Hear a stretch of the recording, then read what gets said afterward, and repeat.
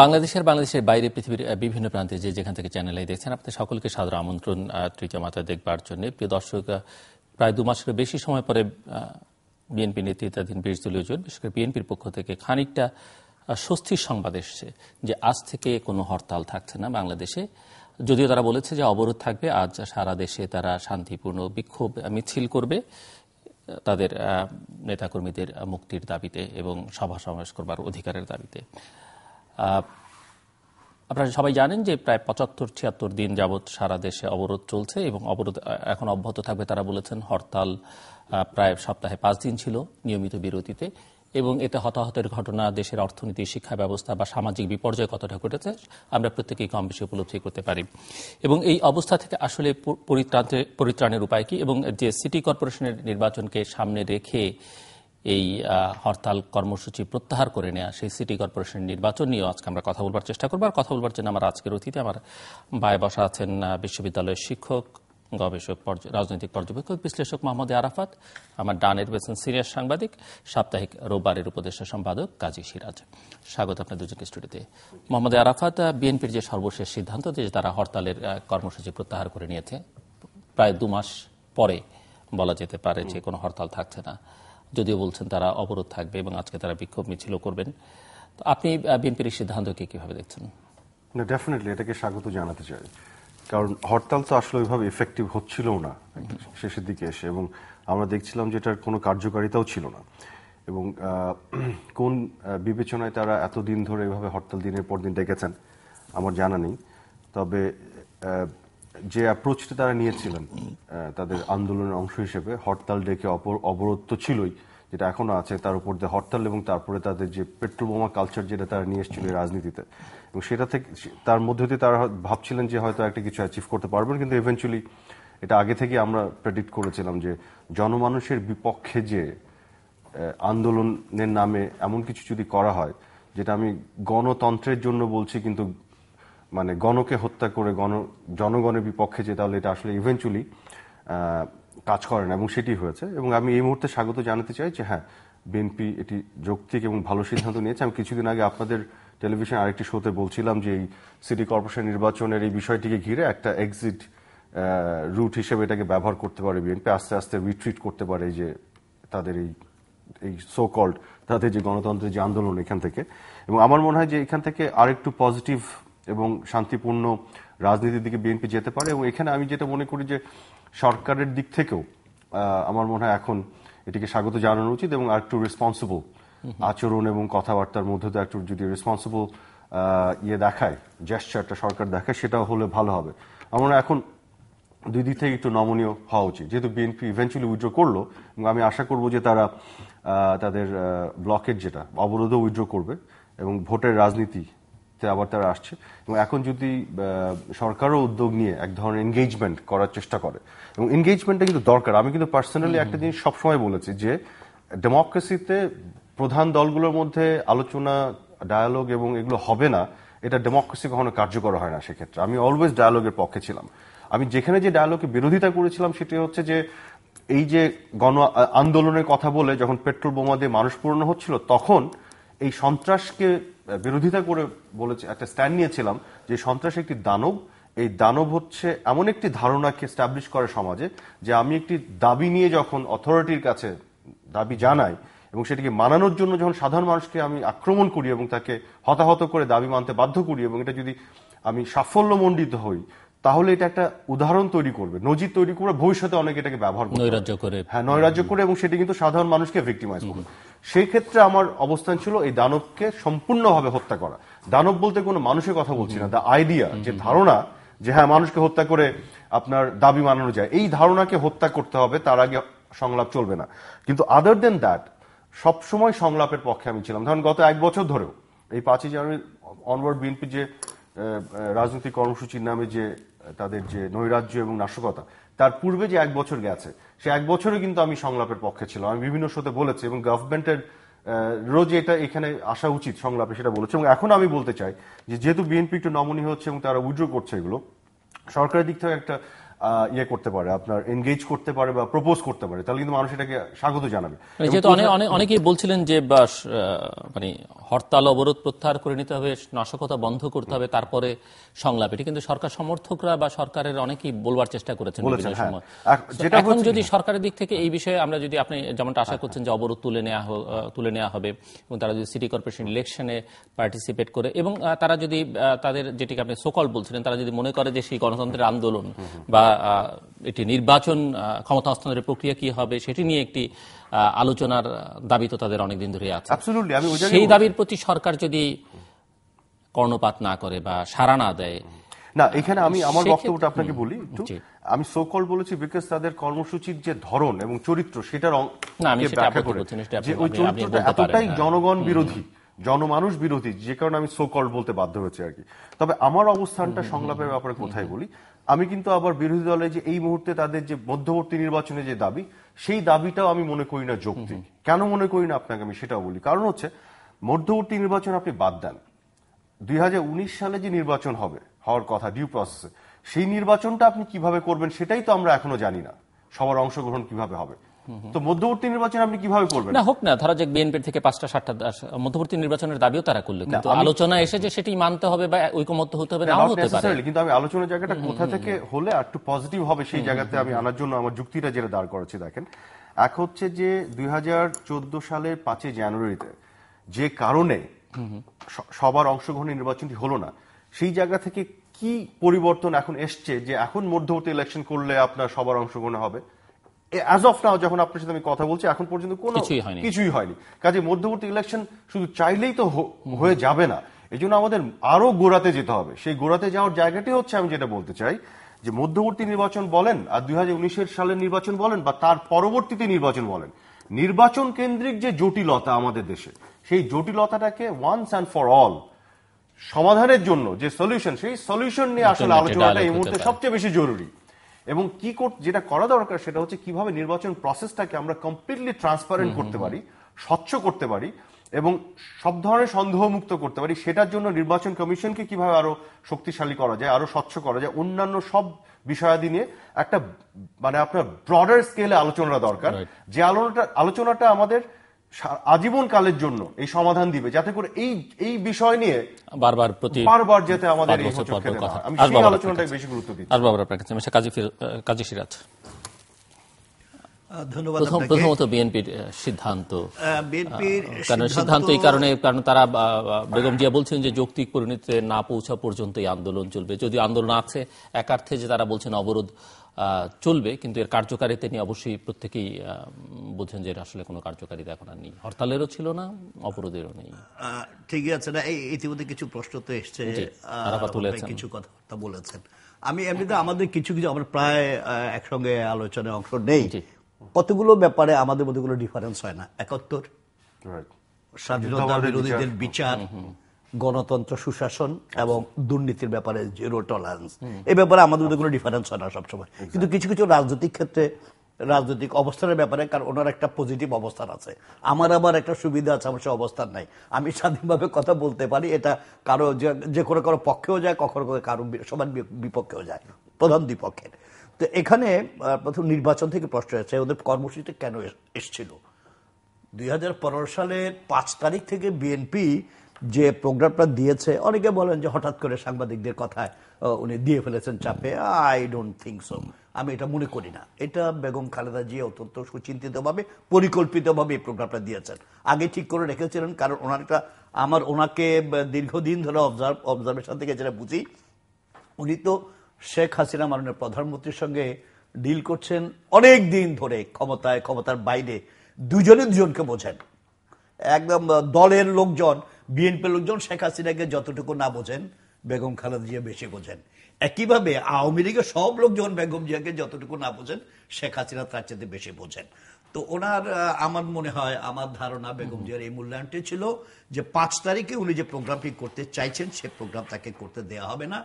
এর আগের বছর 29শে ডিসেম্বরের মতোই কাজটি হবে, তাকে হয় বেরোতে দেওয়া হবে না, করতে দেওয়া হবে না, পারমিশন দেবে না, ইত্যাদি ইত্যাদি, যার জন্য তিনি তার প্রোগ্রাম ঠিক করে রেখেছিলেন। দ্বিতীয়ত আরেকটা, যেমন দলের মধ্যে কিছু কিছু লোকটা কি বলেছিল, ভিডিও এসছে যে আমরা তো জানি না এই প্রোগ্রাম। হ্যাঁ, নাও জানতে পারেন। এর কারণটা হচ্ছে দলের মধ্যে মিসট্রাস্ট কাজ করে, আমার যেটা ধারণা বিএনপিতে, এবং আওয়ামী লীগও কিছু কিছু ক্ষেত্রে যে নাই, সব ব্যাপারে প্রধানমন্ত্রী শেখ হাসিনা, ইভেন বঙ্গবন্ধু একটা সময়ে যেমন উনি বাকশাল করেছেন, বাকশালের যে সিদ্ধান্ত 4th অ্যামেন্ডমেন্টের, ও পার্লামেন্টে আলাপ করেন নাই, অনেকের সঙ্গে আলোচনা করেন। উনি জানতেন যে এটা করলে এমন একটা বিষয়, গুরুত্বপূর্ণ সিদ্ধান্ত অপোস্ট হয়ে যেতে পারে দলের মধ্য থেকে। অপোস্ট উনি যে সময়টা নির্ধারণ করেছেন সেই টাইম ফ্রেমের মধ্যে উনি কাজটা শেষ করতে পারেন, অনেক সময় এটা হয়। তো উনি বিএনপিতে আমরা এটা দেখেছিও, এটা মিডিয়াও এসছে, বেগম খালেদা জিয়া হয়তো তার কক্ষে গুলশান অফিসে কিছু কথাবার্তা বলেছেন, সে কথা উনি অফিসে যাওয়ার আগে ওনার কাছে খবর এসছে যে প্রাইম মিনিস্টার অফিসে খবরটা চলে গেছে। এবং একটা সময় আমরা দেখেছি পত্রিকা এসছে, ওনার অফিসে এক ব্যবসায়ী নেতা দেখা করতে গেছেন, কথাবার্তা বলে বেরিয়ে আসার পরে যারা ছিলেন বাইরে তারা ওনাকে চার্জ করছে, এই কথাগুলো আপনি ম্যাডাম কেন বলতে গেলেন। তো উনি অবাক হয়ে গেছিলেন যে আমি আর ম্যাডাম 1-to-1 কথা বলেছি, এরা জানলো কি করে? তখন ধারণা হলো যে এমন কোন যন্ত্রপাতি ওখানে লাগানো টাগানো আছে যাতে ওরা, উনি পরে আবার চালাকি করে ঢুকে ম্যাডামকে বলেছিলেন ম্যাডাম আপনি এটা দেখেন, খবর নেন, এবং পরে এটা প্রমাণ পাওয়া গেল সেখানে বিভিন্ন যন্ত্রপাতি লাগানো ছিল যাতে সব কথা বেরিয়ে যায়। তো এই সমস্ত কারণে উনি হয়তো এই প্রোগ্রামটা নিয়ে সবার সঙ্গে আলোচনা করেনি, আলোচনা না করে প্রোগ্রাম দিয়েছেন। এবং এই প্রোগ্রাম নিয়েও কথা আছে, এই প্রোগ্রাম ছাড়া বেগম খালেদা জিয়া আর কি করতে পারতেন, এরকম একটা প্রোগ্রাম। আমার ব্যক্তিগত ধারণা হচ্ছে একটি দেশে গণতান্ত্রিক রাষ্ট্র সরকার ব্যবস্থায় আমরা এই ধরনের ইয়ের ক্ষেত্রে 6 দফার কথা স্মরণ করতে পারি বঙ্গবন্ধুর। হ্যাঁ, সেই অনেকেই, উনি চিটং থেকে লালদিঘির মাঠ থেকে কিন্তু 6 দফা প্রোগ্রাম, আমরা তখন চিটং, আমরা চট্টগ্রাম ছাত্র আন্দোলন থেকে জড়িত, শেষ পর্যন্ত ছাত্রলীগ মূলত 6 দফার সেই। তো এখন বেগম খালেদা জিয়া এই প্রোগ্রামটা দেওয়ার জন্য যে গণতান্ত্রিক রাষ্ট্র সরকার ব্যবস্থায় যেটা হয় সংবিধানের স্বীকৃত অন্যদের সমস্ত নাগরিকের যে মৌলিক গণতান্ত্রিক অধিকারগুলো আছে আমাদের সংবিধানের 26 থেকে 44 অনুচ্ছেদে, এই অধিকারগুলো লিপিবদ্ধ করা আছে, বলা আছে, রিকগনাইজ করা আছে, কিন্তু সেই অধিকারগুলো বেগম খালেদা জিয়া এবং তার দল ভোগ করতে পারেন নাই, বহুদিন ধরে ভোগ করতে পারছেন না। সভা করতে পারে না, মিছিল করতে পারে না, বিক্ষোভ করতে পারে না, এমনকি একটা নিরীহ মানববন্ধনের মতো কর্মসূচি তারা পালন করতে পারেন না। এখন অনেকে বলে বেগম খালেদা জিয়া যদি প্রধানমন্ত্রী শেখ হাসিনাকে প্রশ্ন করেন আমি তাহলে কি করব, তাহলে শেখ হাসিনা বলবেন আপনি কিও করতে পারবেন না। মানে এরকম একটা অবস্থায় দাঁড়িয়ে উনি এই প্রোগ্রামটা, আমরা যেটা মনে করি এই প্রোগ্রাম দেওয়া ছাড়া বিকল্প ছিল। কিন্তু এই প্রোগ্রামের মধ্যে যেটা হয়েছে এই যে সহিংসতা, নাশকতা, এবং সহিংসতা নাশকতায় 122 জন লোক মারা গেছে। 122 জনের মধ্যে সবাই কিন্তু পেট্রোল বোমা মারা যায়নি, পেট্রোল বোমা মারা গেছে 66 জন, বাকিরা মারা গেছে আইন বহির্ভূত হত্যাকাণ্ড, গুলিতে মারা গেছে, আইন শৃঙ্খলা রক্ষাকারীর গুলিতে মারা গেছে, সংঘর্ষে মারা গেছে। এবং এই গুলিগুলো এটাও যদি হইতো, তাদের একটা বলা ছিল শুট এট সাইট, মানে হাতে নাতে একটা লোক আগুন দিচ্ছে, পেট্রোল বোমা মারছে, ওই সময় তাকে গুলি করেছে, সেরকম ঘটনা কিন্তু খুব একটা ঘটেনি। অধিকাংশ ক্ষেত্রে দেখা গেছে যাদেরকে আইন বহির্ভূত হত্যা করা হয়েছে ধরে নিয়ে পরে তাদেরকে হত্যা করা হয়েছে। তো এই কাজগুলো ঘটেছে, তারপরও সহিংসতা নাশকতা ঘটেছে, এটা হচ্ছে সত্য, এটা হচ্ছে বাস্তব।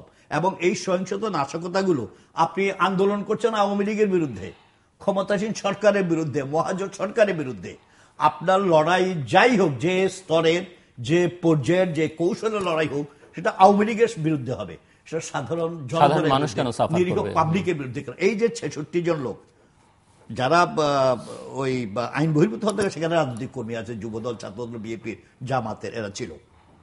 কিন্তু এই 66 জনের মধ্যে একজন লোকও আওয়ামী লীগ বা মহাজোটীয় কোন দলের সদস্য নন। এমনও হতে পারে এই লোকগুলো বিএনপির ভোটার ছিল, হয়তো বিএনপি কে ভোট দিত, পাওয়া গেছে তো, হ্যাঁ পাওয়া গেছে। এই লোকগুলো কেন মরলো, কেন মারলেন? তাই বিএনপি দুজন করে, বিএনপি বেগম খালেদা জিয়া নিজেই স্টেটমেন্ট করে বলেছেন যে আমরা এই সমস্ত নাশকতা ঘটাচ্ছি না। তাহলে তো প্রশ্ন ওনাকে করতে হয়, করবে, লোকজন করেছে, যে তাহলে কি করে ঘটছে এগুলো, কারা করছে? সন্দেহ আছে, আমাদেরও সন্দেহ আছে। বিএনপি যাদের নিয়ে এখন রাজনীতি করছে, বিশেষ করে জামাত ইসলাম, 20 দলীয় জোটের জামাত ইসলামের পরিচয় এটা নতুন করে দেওয়ার দরকার। আমরা জানি এই মৌলবাদী সাম্প্রদায়িক সংগঠনটি একটি উগ্র রাজনৈতিক পন্থার অনুসারী। এর আগেও এই অবরোধ বা হরতাল এখন যেটা চলছে, এই প্রোগ্রাম ছাড়াও কিন্তু তাদের ব্যাকগ্রাউন্ড হচ্ছে এরকম সহিংসতা, নাশকতা, হাত কাটা, রক কাটা, এগুলো তাদের কিন্তু ঐতিহ্যের অন্তর্গত বিষয়। তো এখন এরা বিএনপির সঙ্গে থাকায় তাদের আবার বিএনপির সামনে এজেন্ডা, আমি যেটা ব্যক্তিগত মনে করি বিএনপি হচ্ছে একটা গণতান্ত্রিক রাজনৈতিক দল, পেটিবুর যে অর্গানাইজেশন, এটা কারেক্টার হচ্ছে বিএনপির লোকজন যারা সাপোর্টারদের সঙ্গে আমার ধারণা হচ্ছে এরা বিএনপি বেগম যদি পল্টন মধ্যে একটা মিটিং করে, বিশাল মিটিং, লাখ লাখ, যেমন এই যে আরাফাত রহমান কোকর জানা যায় শান্তিপূর্ণভাবে যে বাধা দেয় নাই, লক্ষ লক্ষ লোক গিয়ে জানাজা পুরো চলে গেছে। এটা সাপোর্টটা হচ্ছে একইভাবে আজকে যে সর্বশেষ সিদ্ধান্ত বিএনপির সেটি আসলে বিএনপি কি অর্জন করলো বা কোন অর্জনের দিকে সে বিএনপি যাচ্ছে না, সেটা আমি আমার এই বক্তব্য শেষ করে ফেলি। তো বিএনপি হচ্ছে ওরকম অগ্রেসর, যে মিটিং হলে যাবে, ভোট হলে ঠিক মতো ভোট দিতে পারলে ভোট দিয়ে আসবে, কিন্তু বিএনপির জন্য মাঠে লাঠালাঠি করা, খুন খারাপি করা, বোমাবাজি করা, এটা বিএনপি যারা সমর্থকেরা করবে না। তো বিএনপিকে প্রোগ্রাম নেওয়া, আমার ব্যক্তিগতভাবে বিএনপি কিন্তু উপদেশ দেওয়ার আমি তো কেউ নই, কিন্তু আমরা যেটা মনে করি বিএনপির প্রোগ্রাম নিতে হবে আমাকে কারা সমর্থন করে, আমাকে কারা ভোট দেয়, আমার সবাই কারা আমাকে কারা হাততালি দেয়। আমার প্রোগ্রাম তো ওরকমই হওয়া উচিত, ওরকমই করা উচিত যে প্রোগ্রামে তারা পার্টিসিপেট করবে। তারা যে প্রোগ্রামে পার্টিসিপেট করবে না, সেই প্রোগ্রাম দিলে সে প্রোগ্রাম সফল হবে না, এবং প্রোগ্রাম যদি সফল করা না যায় তাহলে আমাদের লক্ষ্য যে টার্গেট সেটা তো অর্জন করবো না। তো কাজে আমার মনে হয় এখন আপনি যে প্রশ্নটি, বিএনপি আজকে হরতাল প্রত্যাহার করার যে সিদ্ধান্তটি নিয়েছে, এটি আমার মনে হয় একটা ভালো সিদ্ধান্ত, শুভ সিদ্ধান্ত, কিন্তু এটা লেট, দেরিতে হয়েছে, বাট স্টিল লেট নেভার, না হওয়ার চেয়ে বেটার দেন নেভার।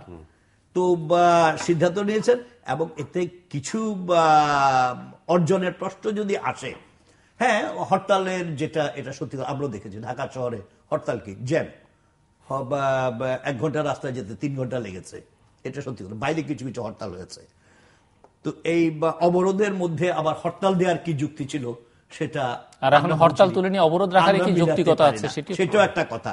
তো হরতালটা অর্জন, বেগম খালেদা জিয়ার অর্জন কিছু নেই যদি বলা হয়, আমার মনে হয় যেটুকু অর্জন, যদি লক্ষ্য যদি ঠিক করে থাকেন এই অবরোধ হত্যার মধ্য দিয়ে শেখ হাসিনাকে টেনে নামিয়ে ফেলবো, ধাক্কা দিয়ে ফেলে দেবো, আমি বসে যাবো, সেটা হয়নি।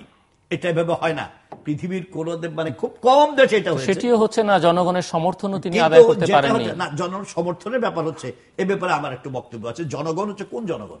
বাংলাদেশের জনগণ কিন্তু দ্বিধা বিভক্ত, একেবারে শার্পলি দ্বিধা বিভক্ত। বিএনপির যে জনগণ, হ্যাঁ সফল তারা চায়, সাফল্য তারা চেয়েছে, নিজে যাবে না, নিজে কিছু করবে না, কিন্তু চায় বেগম জিয়া সফল হোক, মানে বেগম জিয়া জিতুক, শেখ হাসিনা হারুক, এটা চায়, এবং এটা এখনো চায়। আমি ব্যক্তিগতভাবে মনে করি বিএনপির যারা সমর্থক তারা বেগম খালেদা জিয়া যা বলেন, যেটা চান অ্যাচিভ করতে, তারা সেটার পক্ষে এখনো সমর্থন করেন। জনগণ, আওয়ামী লীগের যে জনগণ, আওয়ামী লীগের জনগণ বিএনপির আন্দোলন যত যৌক্তিক হোক, যত ভালো হোক, যত কিছুই হোক, এরা তো শেখ হাসিনার যে অবস্থা এটাকে সমর্থন করবে। জনগণ এভাবে বিভক্ত হয়ে গেছে, তবে হ্যাঁ এটা কি এই বিভক্ত যে জনগণ, এটা 70%, এটা এই 3-4% ভাগ, 70 ভাগ এটা, আর 10-11-12 ভাগ আছে এই জাতীয় পার্টি, জামাত ইসলামী, অন্যান্য খুচরা দল, বাকি 16-17-18% হচ্ছে নো ম্যানস ল্যান্ডে দাঁড়ানো। এদের হচ্ছে বিষয়টা, এরা আবার দেখে শক্তিকার বেশি, জিতবে কে, ওইটা দেখে তারা সিদ্ধান্ত নেয়। তো আমার মনে হয় এখন এই জেতাজেতির বিষয়টা যেটা এখানে এই মুহূর্তে যদি বলা হয়, শেখ হাসিনা জিতেছেন, যে উনি তার শক্তি, উনি শক্তির রাজনীতি, উনি গণতন্ত্র টনতন্ত্র যেগুলো আমরা বলছি, ওনারা বলছে, উনি বলছেন ওনার কথা, ওরা তো বলেনি আগে উন্নয়ন তারপর গণতন্ত্র। পৃথিবীর কিছু দৃষ্টান্ত, আরাফাত ভাই পরবর্তীকালে আসলে লিকুয়ান আজকে গতকাল মারা গেছেন, এই প্রসঙ্গ আসবে, মালয়েশিয়ার হ্যাঁ করেছেন, কিন্তু বাংলাদেশ আমি ব্যক্তিগতভাবে যেটা মনে করি যে সময় মালয়েশিয়ার সে সময় লিকুয়ানের যে 30 বছরের শাসন, সেই সময় আজকে কিন্তু লিকুয়ানের সেই অবস্থা নাই ওখানে। এখন সিঙ্গাপুরের অবস্থা পরিবর্তিত হয়েছে, ওনার দল ইলেকশনে হেরে গেছে। তো এখন বাংলাদেশে সময় পরিবর্তন, সেভাবে চালানো যাবে কিনা জানি না, তবে এই মুহূর্তে আমার মনে হয় জিতার মার্কিং করলে এখানে শেখ হাসিনার পয়েন্ট বেশি অর্জিত হয়েছে, আমার ব্যক্তিগত ধারণা। আরাফাত, আপনি বলবেন, কিন্তু এর সঙ্গে আরেকটা প্রশ্ন, যে সিটি কর্পোরেশন নির্বাচন, এটি একটি আপনি বলছেন যে এক্সিট রুট হিসেবে হয়তো বিএনপি পেয়েছে, বা আপনি বলছিলেন যে তার সামনে সুযোগ এসেছে, আগের অনুষ্ঠানকে আপনি রেফারেন্স হিসেবে টেনেছেন অন্য অনুষ্ঠানকে, কিন্তু অনেকের মধ্যে এখন আবার সংশয় যে বিএনপি যখন নির্বাচনে যাওয়ার সিদ্ধান্ত নিয়েছে, তখন এই নির্বাচনটি আদৌ হবে কিনা, বা সুষ্ঠু অবাধ নিরপেক্ষ নির্বাচন তো একটি প্রশ্ন অনেকের মধ্যে আছে, কিন্তু নির্বাচনটি আদৌ হবে কিনা এমনকি আপনি জানেন যে সাবেক রাষ্ট্রপতি প্রফেসর বদরুদ্দোজা চৌধুরী তিনিও প্রশ্ন রেখেছেন, সংবাদ মাধ্যমে বলেছেন যে তার যথেষ্ট সংশয় রয়েছে যে নির্বাচনটি আদৌ শেষ পর্যন্ত হয় কিনা। আচ্ছা, তাহলে আপনাকে একটা কথা বলি, আমরা যারা রাজনীতিকে পর্যবেক্ষণ করি এবং যারা রাজনীতির মধ্যে আছেন, আমরা তো অনেক কিছু নিয়ে প্রেডিকশন করি। Let us do this. কাদের প্রেডিকশন এবং সংশয়গুলি আসলে সত্য হয়, আমি আমার পর্যবেক্ষণের জায়গা থেকে আমি বলি আমার ধারণা নির্বাচনটি হবে। এবং আপনি কি মনে করেন যে অবাধ সুষ্ঠু নিরপেক্ষ নির্বাচন? নাম্বার ওয়ান হচ্ছে আমার ধারণা নির্বাচন হবে, এবং এই সংশয়গুলোকে আমি একেবারেই উড়িয়ে দিচ্ছি, কারণ এগুলো খুব একটা থটফুল সংশয় নয়। হ্যাঁ, এগুলো হচ্ছে ধরুন প্রেজুডিস থেকে সংশয়। না, সেটা তো নির্বাচন সংক্রান্ত। নির্বাচনটি কেমন হবে সেটি বলছি না, ওখানে আমি পরে আসছি। প্রথম কথা হচ্ছে নির্বাচনে যখন উদ্যোগ নেওয়া হয়েছে এবং এটি যখন একটা কনস্টিটিউশনাল ফ্রেমওয়ার্কের মধ্য দিয়ে কিন্তু হচ্ছে এবং এটি হবে, এই ভয় পাওয়ার পেয়ে চলে যাবে যে সংশয়গুলো কিন্তু বিভিন্ন ধরনের সংস্কার, মাথার মধ্যে ভয় ভীতি এবং প্রেজুডিস, যেগুলো হচ্ছে ধরেন কিছু বিপক্ষ দল থেকে আমরা ফেস করেছি, কখনো কখনো এই কাজে আমরা নিজেরাও করেছি, যে কারণে এই সংশয়গুলি বেশি কাজ করে কিন্তু আমাদের মধ্যে। কিন্তু আমি একটা স্বচ্ছ চিন্তা থেকে যেটা মনে করি, আমার মধ্যে কোনো সংশয় নেই, আমি মনে করি নির্বাচন হবে। সুষ্ঠু নির্বাচনের কথা যদি বলেন, আমি বলবো হ্যাঁ, সুষ্ঠু নির্বাচনও হবে, এটাও প্রমাণ আমরা দেখব। এটার কারণ হচ্ছে আপনার সিটি কর্পোরেশন নির্বাচন কিন্তু আরো বেশ কতগুলো হয়েছে, 2014 5ই জানুয়ারি নির্বাচনের আগে কিন্তু হয়েছে, সেগুলো কিন্তু সুষ্ঠু হয়েছে। এখন সুষ্ঠু নির্বাচনের অর্থ যদি আবার এরকম দাঁড় করিয়ে ফেলি, বিএনপি জিতলেই সুষ্ঠু আর নাহলে সুষ্ঠু হয়নি, তাহলে তো আবার কিছু বলার থাকবে না। হ্যাঁ, আর সুষ্ঠু হয়েছে কি হয়নি এটার অর্থ যদি দাঁড় করিয়ে ফেলি, যে 2014 সালে 5ই জানুয়ারিতে যে নির্বাচন হয়েছে, সেই নির্বাচনে 19,000 যে কেন্দ্র, তার মধ্যে থেকে আমি বেছে বেছে কিছু কেন্দ্র চুজ করলাম যেখানে কোনো ভোটার যায়নি, ভোট পড়েনি, সেগুলোকে হাইলাইট করে দেখানোর চেষ্টা করলাম 5% ভোট পড়েনি, এরকমও তো একটা অংশ সুশীল সমাজে যারা এস্টাবলিশ করার চেষ্টা করেছে। সেটাও তো একটা সুষ্ঠু প্রক্রিয়া না, মানে সত্য কথাটা বলাটা হচ্ছে সুষ্ঠু। হ্যাঁ, তো বায়াসেস কিন্তু সব দিকে আছে, পক্ষে বিপক্ষে। কিন্তু আমি যেটা মূলত মনে করি সেটা হচ্ছে যে সিটি কর্পোরেশন নির্বাচনে হবে কি, যেহেতু আপনার একটি দুটি এলাকায় নির্বাচনটি হচ্ছে এবং গোটা বাংলাদেশ জুড়ে তো হচ্ছে না, এখানে এত চোখ থাকবে, গণমাধ্যমের চোখ, সবকিছু নিয়ে এখানে কিন্তু সুষ্ঠু নির্বাচনের ইতিহাস বাংলাদেশে আছে, স্পেশালি সিটি কর্পোরেশন নির্বাচনগুলো। কারণ সেই জায়গা থেকে আমার আস্থার জায়গা যে এটা সুষ্ঠু নির্বাচন হবে। But at the same time city corporation নির্বাচন কিন্তু আবার একটা মাপকাঠি না, বা এটা কিন্তু ওই ধরনের স্কেল না যেটাতে আপনার কোন দলের পপুলারিটি কত এটা মাপা যায়। এখানে এটা এত ব্ল্যাক এন্ড হোয়াইট না, এখানে কিছু গ্রে এরিয়া আছে। কারণ হচ্ছে যে যারা স্থানীয় বিষয়গুলোকে মানুষ অনেক সময় অনেক কনসিডারেশন নেয়, তারপর আপনার সিম্বল কিন্তু একটা ম্যাটার করে, আর তারা তো ওই পার্টির সিম্বল নিয়ে দাঁড়াচ্ছে না। কাজে কিছুটা হয়তো আপনি টের পাবেন যে কাদের পপুলারিটি কেমন, কিন্তু এটাকে কনক্লুসিভলি বলা যাবে না যে কোন পার্টির পপুলারিটি কেমন আছে। তো যাই হোক, আমি বলে রাখলাম আপনার অনুষ্ঠানের মধ্য দিয়ে, আমি পরবর্তীতে যদি এটা সঠিক না হয় আমি এসে আবার অ্যাকসেপ্ট করে নেবো যে হ্যাঁ আমার পর্যবেক্ষণ এবং প্রেডিকশন ভুল ছিল। বাট আমি খুব কনফিডেন্টলি বলছি এবং মনে করি এই কারণে নির্বাচন থেকে পিছিয়ে যাওয়ার কোনো কারণ নাই এবং থাকা উচিত নয়, এবং রাদার ওয়েলকাম করতে চাই যে বিএনপি আসছে, একটি প্রতিযোগিতাপূর্ণ প্রতিদ্বন্দ্বিতাপূর্ণ নির্বাচন হচ্ছে এবং নির্বাচনটাই তো গণতন্ত্রের খুবই ইম্পর্টেন্ট একটা অনুষঙ্গ, এবং সেখানে তারা পার্টিসিপেট করছে। আমি পার্সোনালি ভেরি গ্ল্যাড। নির্বাচনে কে জিতবে হারবে এটা অন্য কথা, সিটি কর্পোরেশনগুলো নির্বাচন হওয়া উচিত, দীর্ঘদিন হচ্ছে না, চালাচ্ছিলাম, বিভিন্ন আইনগত সমস্যা ছিল আপনি জানেন, যে কারণে এই জটিলতাগুলোকে অতিক্রম করতে হয়েছে নির্বাচন কমিশনের। So it's a good thing all together. Let us at least for some Times আমরা একটু পজিটিভ চিন্তা করি, সবকিছু নিয়ে নেগেটিভ চিন্তা করা আসলে সঠিক নয়। আচ্ছা, আরো কয়েকটি বিষয় নিয়ে একটু বলতে চাই। সিরাজ ভাইয়ের কয়েকটি মন্তব্য নিয়ে আমার একটা ছোট্ট ওপিনিয়ন আছে। একটা হচ্ছে যে বেগম জিয়া কিও করতে পারবেন না, এরকম একটি জোকস যেটা আছে, এটা নিয়ে আমার খুবই হামলি বিনয়ের সাথে ওপিনিয়নটা হচ্ছে এরকম যে আপনার এই যে 2015 সালের 5ই জানুয়ারি, তার আগে যে একটা বছর কাটলো, সেখানে কিন্তু বেগম জিয়া আপনি যদি স্ট্যাটিস্টিক্স নেন 16টি বিশাল বড় মহাসমাবেশ করেছেন গোটা বাংলাদেশ জুড়ে, 16টি, যার সবগুলো টেলিভিশনগুলি কিন্তু আপনার লাইভ দেখিয়েছে। কাজে ওনার যে বক্তব্য প্রদান করা জনগণের কাছে পৌঁছানোর ব্যাপারে কিন্তু কোনো আটকানো হয়নি। 100টির অধিক বিভিন্ন ধরনের পলিটিক্যাল গ্যাদারিং ওনারা করেছে, যেখানে বেগম জিয়া ছিলেন না, কিন্তু তার ঠিক নেক্সট পরবর্তী যে লিডারশিপ ফখরুল আলমগীর সাহেব বা অন্যরা ছিলেন, যেগুলো কিন্তু অনেক টেলিভিশন খবরে মানে দেখা গেছে যে আপনার প্রথম দিকে দেখানো হয়েছে, গণমাধ্যম থেকে শুরু করে, এবং তাদের পলিটিক্যাল কর্মসূচিগুলো কিন্তু যথেষ্ট হাইলাইটেড হয়েছে, যথেষ্ট তারা সুযোগ পেয়েছেন এবং এই কর্মসূচিগুলো কিন্তু পালন করেছেন। শত শত প্রেস কনফারেন্স করেছেন, তারা তাদের বক্তব্য দিয়েছেন, গভর্নমেন্টের সমালোচনা করেছেন, সত্য মিথ্যা মিলিয়ে করেছেন বিভিন্নভাবে, কোথাও আটকানো হয়নি। কাজে এইগুলো কিন্তু চলেছে, কিন্তু আটকানো জিনিসটা কোথায় এসে দাঁড়ালো? যখন 2015-র 5 জানুয়ারিতে এক বর্ষপূর্তি উপলক্ষে পাল্টাপাল্টে একটা জায়গায় চলে গেল। আওয়ামী লীগ বলল তারা এটা পালন করবে গণতন্ত্রের রক্ষার দিবস, তারা বলল তারা হত্যার দিবস পালন করবে। এবং সেখানে অথরিটির জায়গা থেকে, গভর্নমেন্টের জায়গা থেকে তাদের কাছে ক্রেডিবল ইন্টেলিজেন্স ইনফরমেশন ছিল যেটা তারা দাবি করছে, যেখানে একটা নাশকতার পরিকল্পনা তারা করে তারা এই প্রোগ্রামটাকে সামনে নিয়েছে এবং তারা একটা কিওটিক সিচুয়েশন ক্রিয়েট করবে। এবং সেগুলোর কিন্তু কিছু কিছু আলামত আমরা পরবর্তীতে দেখলাম। আপনি দেখেন তারেক রহমান সাহেবের যে বক্তব্য চলে আসলো ওই সময়টা, ওই বক্তব্যের মধ্যে আমরা পুরো নাশকতার গন্ধ পেলাম। কিভাবে দেশকে বিচ্ছিন্ন করা হবে, কিভাবে কি করা হবে, এগুলো কোনো গণতন্ত্রের ভাষা ছিল না কিন্তু একটাও। তারপরে বাবু গয়েশ্বর চন্দ্র রায়ের যে কথোপকথন, টেলিফোন কথোপকথন গণমাধ্যমে চলে এসছে, যেখানে বোমা বানানোর রসদ নিয়ে উনি কথা বলছেন। এগুলো তো কোনো শান্তিপূর্ণ কর্মসূচির কথোপকথন হতে পারে না। আপনি ফেসবুক গুলোতে যান, বিএনপি এবং জামাতের যে ফেসবুক গুলো, সেগুলো রীতিমতো বলে দিচ্ছে পেট্রোল বোমা কিভাবে বানাতে হয়, কিভাবে ছুটতে হয়, এই ইনস্ট্রাকশন দিয়ে দিচ্ছে। যারা আওয়ামী লীগ পন্থী যারা, তাদের ফেসবুকে বলা আছে গায়ে আগুন লাগলে কিভাবে বাঁচতে হবে, আর বিএনপি জামাতপন্থীরা বলছে কিভাবে পেট্রোল বোমা বানিয়ে ছুটতে হবে।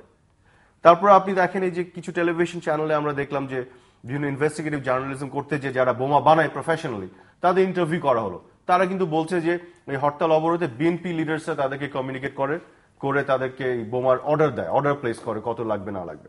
তো এই জিনিসগুলো কিন্তু এনাফ প্রুফ।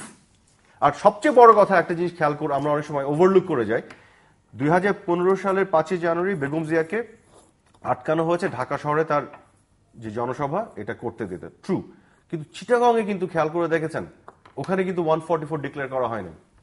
তার আগের দিন আমি আরেকটি টেলিভিশন চ্যানেলে ছিলাম লাইভ, যেখানে চিটাগং এর মেট্রোপলিটন পুলিশ কমিশনারকে কানেক্ট করা হয়েছে এবং উনি বলছেন সবার সাথে বসে একটা এগ্রিমেন্টে পৌঁছেছে, সবাই শান্তিপূর্ণ কর্মসূচি পালন করবে এবং ওখানে 144 দেওয়া হয়নি।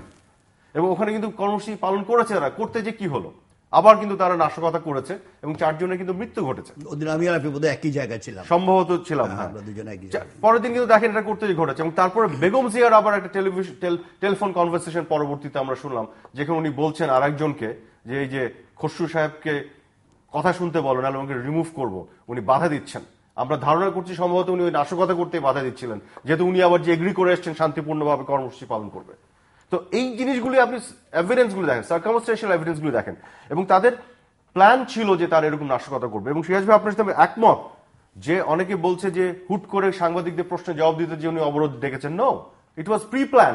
ওই দিন তারা যদি সুযোগ পায় কি করবে, না পেলে কি করবে, প্রি প্ল্যান। হুট করে একটা কর্মসূচি দিল এবং সেটা 60 দিন ধরে টানা, এত ইজি না যদি না আপনার পরিকল্পনা থাকে।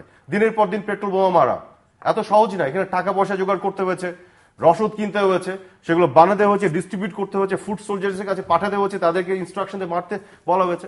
এবং আপনি দেখেন বিভিন্ন জায়গায় যত হাতে নাতে ধরা পড়ছে যারা, বেশিরভাগই তো শিবির।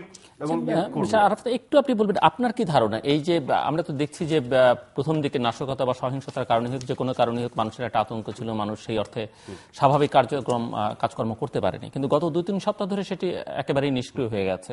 কিন্তু কর্মসূচিটা ছিল, কেন কর্মসূচিকে এতদিন পর্যন্ত টেনে আনলেন এবং এখনো কেন অবরোধটা রাখছেন? আপনার কি ধারণা, জাস্ট 1-2 কথা যদি আপনি বলেন। আমি এটা আপনার উত্তরটা দিই, এটা আমি জানি না শুনতে কেমন লাগবে, আমি খুব এক্সট্রিম একটা জায়গা থেকে আমার বিশ্লেষণটা বলবো। আপনার কাছে প্রশ্নটা আমার থাকলো। তার আগে আমি একটু যেটা বলছিলাম ওটা একটু বলিনি। তো আমার যেটা মনে হচ্ছে কি, ওনারা একটা ভ্রান্ত রাজনীতির মধ্যে চলে গেছেন। আমি কিন্তু এখানে আবার বলছি না যে সরকার একেবারে তুলসী পাতা সবই ঠিক করছে, সেটা বলছি না। আমি মনে করি, যেটা আমি এখনো বললাম, যে সরকারের দিক থেকে নমনীয় আচরণ ক্ষেত্র বিশেষ প্রয়োজন, এবং এখন যেহেতু বিএনপি দেখাচ্ছে তাদের কিন্তু ডায়ালগ এনগেজ হওয়া দরকার। আমি সব সময় সিরাজ ভাই বললেন যে আমার একটা পজিশন বা হোয়াট এভার আছে, আমি ইন্ডিপেন্ডেন্টলি কথা হয়তো বলতে পারি কিনা, কিন্তু আপনি খেয়াল করে দেখবেন অনেক রেকর্ড আছে গভর্নমেন্টের দিক থেকে ক্লিয়ারলি সংলাপের বিরুদ্ধে কথা বলা হয়েছে। আমি কিন্তু এই নাশকতা শুরুর পরে সংলাপের বিপক্ষে বলেছি, কিন্তু তার আগে প্রত্যেকটা শোতে আমি সংলাপের পক্ষে কথা বলেছি। আমি বলেছি যে একটা ডেমোক্রেটিক সোসাইটিতে বড় প্রধান দলের মধ্যে সংলাপ হবে না, এটা আমি বিশ্বাস করি না। আমি কিন্তু অলওয়েজ ইন ফেভার অফ সংলাপ। এবং এখনো আমি বলছি কিছু মৌলিক বিষয় নিয়ে জাতীয় পর্যায়ে সংলাপ হওয়া উচিত, শুধু আওয়ামী লীগ বিএনপি না, এখানে আরো স্টেক হোল্ডার আছে, সবাইকে নিয়ে। বাংলাদেশ একটা সেকুলার ডেমোক্রেসি, মুক্তিযুদ্ধের স্পিরিটের যে জায়গা থাকে, এটা আমরা ধরে রাখতে হবে আমাদের।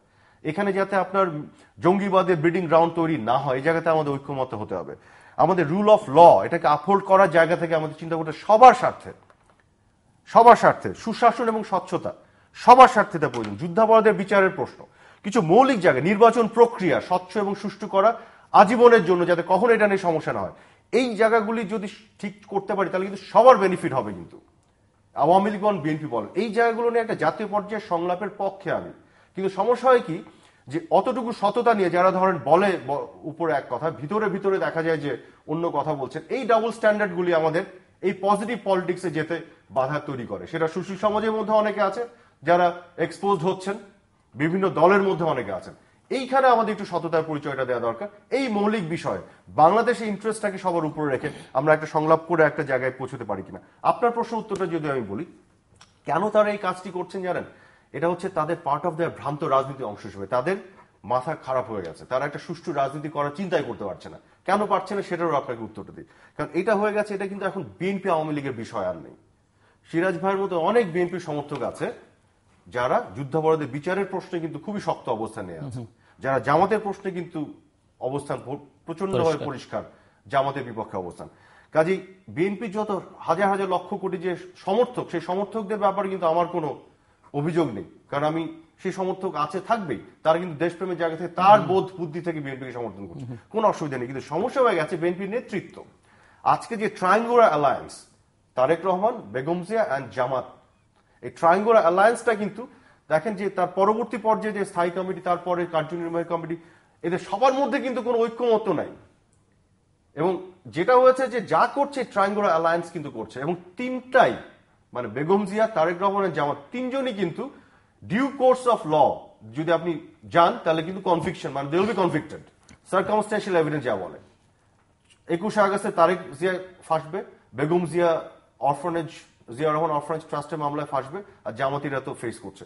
তো আপনি চিন্তা করেন, এবার আপনি মিলান মানে রাজনীতিতে একটা ছোট্ট করে বলি, এরকম একটি যদি অ্যালায়েন্স থাকে যারা কনভিকশন ফেস করতে যাচ্ছে, তারা কোত্থেকে সুষ্ঠু রাজনীতি দিবে? তারা তো পাগল হয়ে যাবে। বলবার মতো অনেকগুলো উপাদান আছে, কিন্তু আমি আরেকটা প্রশ্ন আপনাকে করতে চাই যে এই আন্দোলনের পাশাপাশি নির্বাচনের মধ্য দিয়ে যেই বেগম জিয়ার ভাষা কোটান করছে যৌক্তিক পরিণতি, তা থেকে আসলেই তিনি যেতে পারছেন কিনা? আর সিটি কর্পোরেশনের নির্বাচন, সিটি কর্পোরেশনগুলোর মেয়রদের কি ক্ষমতা আমরা কম বেশি সবাই জানি, কারণ যারা মেয়র ছিলেন তাদের এক্সপিরিয়েন্স থেকেও তারাও মেট্রোপলিটন গভর্নমেন্টের কথা বলছেন, দাবি করেছেন, আওয়ামী লীগ বিএনপি যে দলেরই হন না কেন। এবং দ্বিতীয়ত হচ্ছে যে এখন মেয়রদেরকে যেভাবে তো বরখাস্ত করার একটা স্থানীয় সরকার একটা প্রক্রিয়া এবং বিধানও আছে, সেই বিধান বদলে তারা করছেন। তো সেখানে আমি জাস্ট বুঝতে চাইছি যে এখান থেকে বেগম জিয়া বা বিএনপি আসলে কি বের করে নিতে যাবেন, যদিও আরাফাত বিএনপি এবং বেগম জিয়াকে একটু আলাদা করে দেখবার চেষ্টা করি।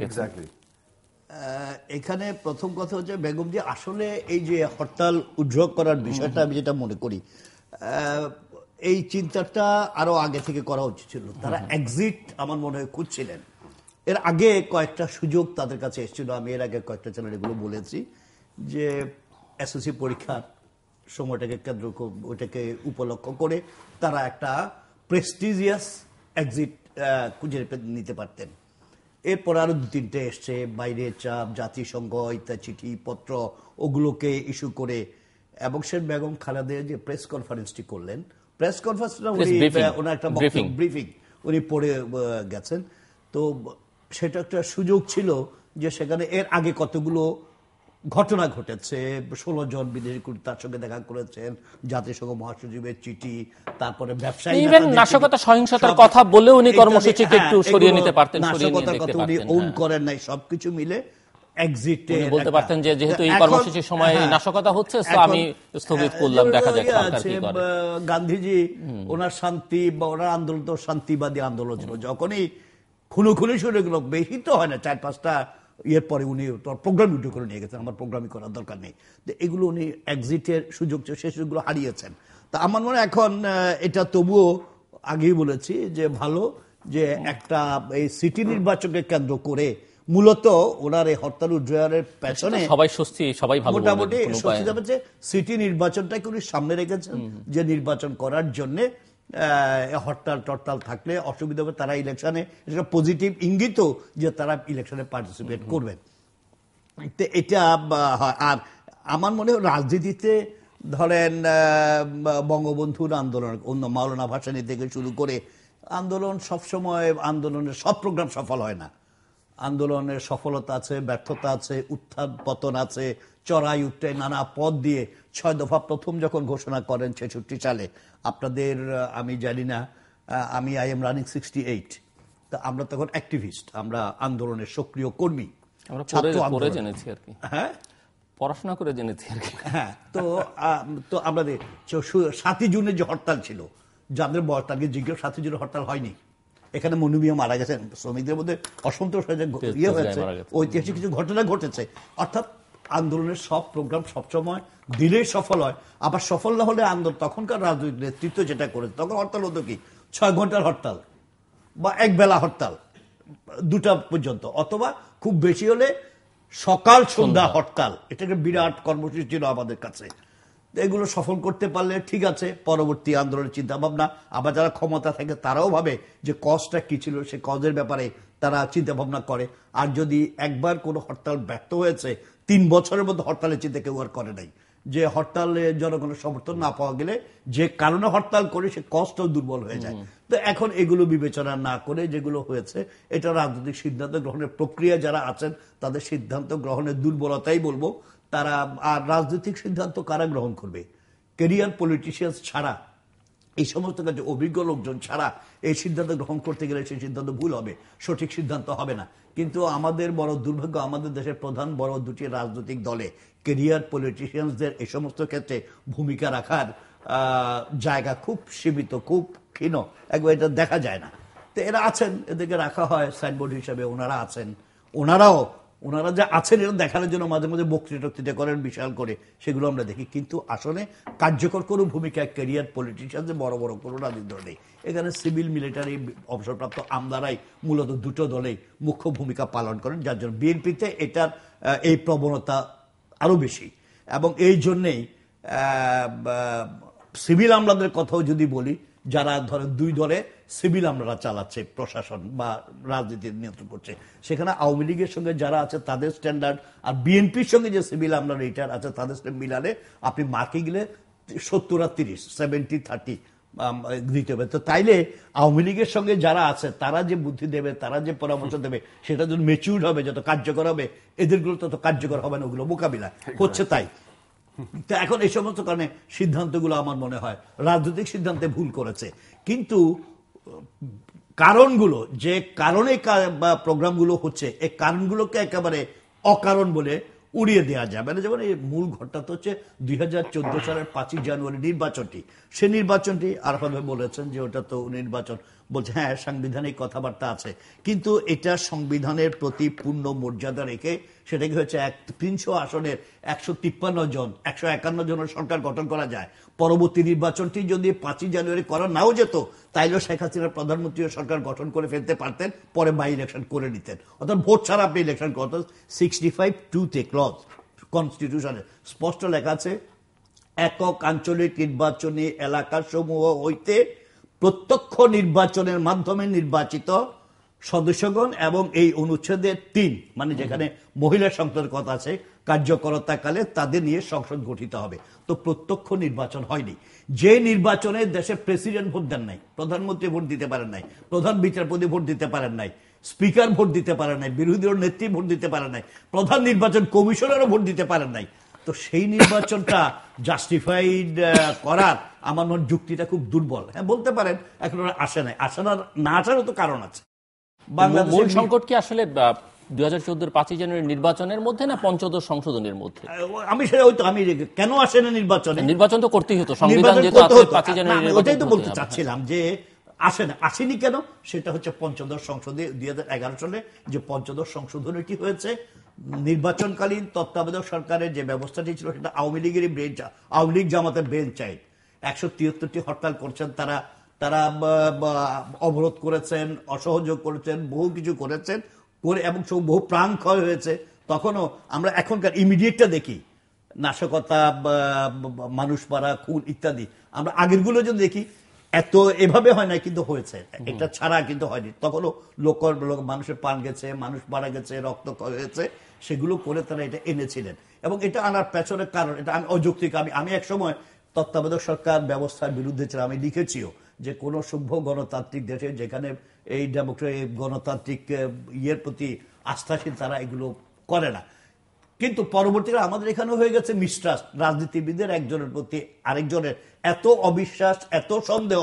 ওনারা অনির্বাচিত অবসরপ্রাপ্ত আমরা যারা ওনাদের অধীনে চাকরি করেছেন তাদেরকে মাথায় তুলে বিশ্বাস করতে পারেন, করে ওদের মাধ্যমে এটা গেছে। এটা তো অবিশ্বাস থেকে, তো সেই অবিশ্বাস তো কমেনি, ধীরে ধীরে বেড়েছে। শেখ হাসিনা প্রধানমন্ত্রী থাকা কালে কেন বেগম খালেদা জিয়া এটা বিশ্বাস করবেন যে ওনার নেতৃত্বে উনি প্রধানমন্ত্রী থেকে যে নির্বাচন করবেন সে নির্বাচনে সুষ্ঠু হবে, নিরপেক্ষ হবে, বিশ্বাস করার কোনো কারণ আমি দেখিনি অন্তত। তারপরে আবার নির্বাচনটি করছে সংসদ বহাল রেখে। আমি জানি না কোন দেশে সংসদীয় গণতন্ত্র আছে, চালু সরকার থাকে, মানে যে সরকার ক্ষমতা থাকে অন্তর্বর্তীকালীন সরকার হিসেবে দায়িত্ব পালন করে নির্বাচনকালে, কিন্তু সংসদ বহাল রেখে নির্বাচনের নজির আমার মনে হয় আমাদের এখানে, আমি জানি না